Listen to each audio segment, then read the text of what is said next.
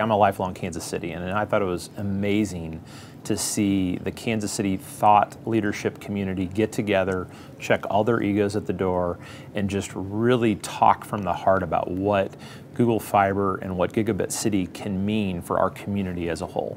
I didn't hear a lot of agendas. I didn't hear individual businesses saying what they would benefit from it or what individuals would benefit from it. I really felt like it was a true collaboration process of a lot of Kansas City thought leaders.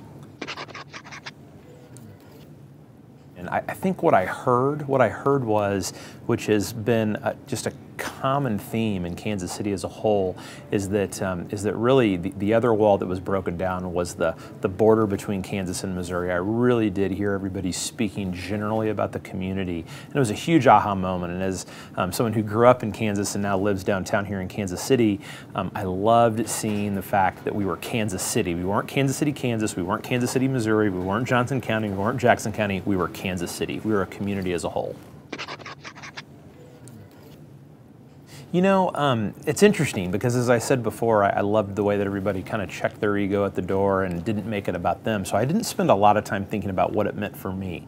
But I think that what gets me really excited is the fact that I think that if Kansas City as a whole, and as the folks that were in this room and all the people that are going to hear the research and the ideas that came out of this, if we go and we execute this, this is going to put our city on the map even more than it already is. And I think it's going to make a smaller city, a city that's intimate, be much larger nationally, to be able to see how we took this amazing technology and put it to use for the benefit of our community.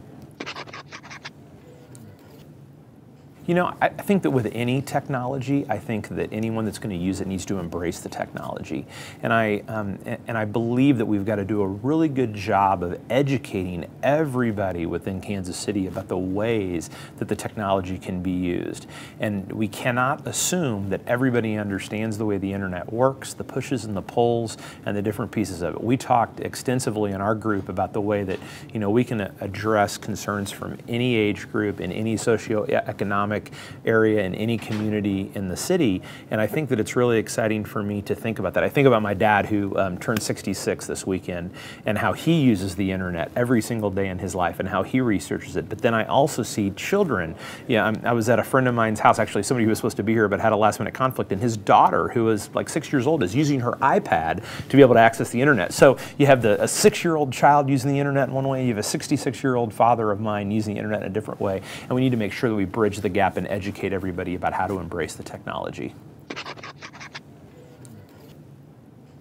You know what surprised me, and I actually wrote this on my evaluation, is that we had 2 people in our group from the local libraries, one in Johnson County and one here in Kansas City, Missouri. And I was amazed. I felt personally somewhat ignorant about the way that these facilities are used in today's economy, in today's world.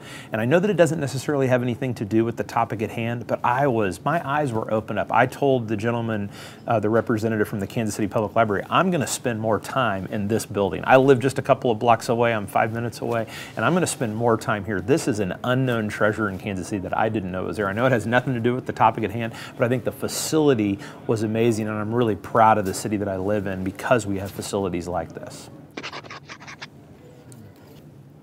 I think we made an amazing amount of progress. I'll be honest with you. Last night I opened up my laptop at about 11 o'clock. In fact, I was going back and forth with Mike on Twitter, and I was a little bit frustrated because I felt like I was walking into today in an information deficit. I didn't have the information necessary. I was looking for an agenda. I was looking for pre-materials. I wanted to be prepared for today. I mean, today was a big day for a lot of people, and it was definitely a big day for Kansas City.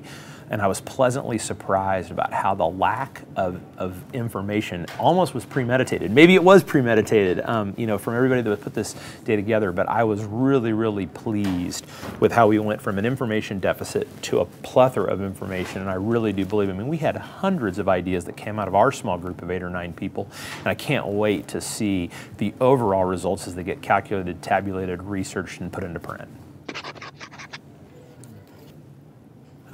I'd say the thing that I would like to say is that I've sat and I've watched the logistics of this event, and it was a monumental undertaking by a lot of people. There wasn't one person that pulled this off, which I think is the overall intent and the culture of who we are as a community. And I'm really proud of the fact that there's a lot of people probably behind the scenes that we don't even know about that help pull off this event.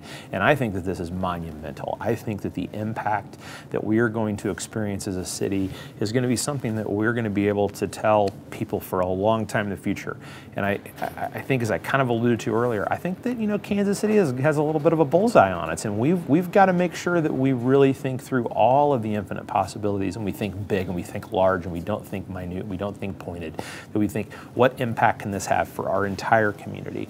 It doesn't matter who you are, what you do, what you have, what you don't have, what you do for a living, what side of the city you live on, what kind of car you drive, what your title is. It doesn't matter. This can be monumental from a humanitarian standpoint from our community, and I'm excited to see and live out the possibilities of this amazing opportunity.